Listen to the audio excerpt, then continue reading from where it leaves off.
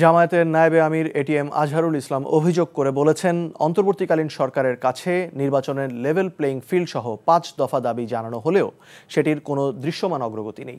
বলেন, ইসলামী দলগুলো রাজপথে নেমেছে আগামী জাতীয় নির্বাচনে জয়লাভ করেই তারা ক্ষমতায় যাবে।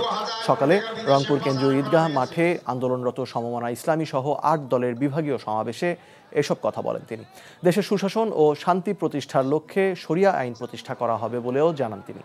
যারা শরিয়া আইন মানেন না তাদের সাথে কোনো সম্পর্ক নেই বলেও মন্তব্য করেন এটিএম আজহারুল ইসলাম। সব মার্কা দেখা শেষ, আমরা নতুনভাবে এই নতুন মার্কাগুলোকে দেখতে চাই, যারা ক্ষমতায় গিয়ে দেশকে নতুনভাবে পরিচালিত করবেন।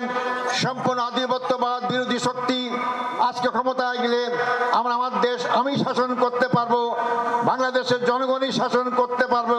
কারো ডিকটেশনে, কারো দাদাগিরিতে বাংলাদেশ চলবে না।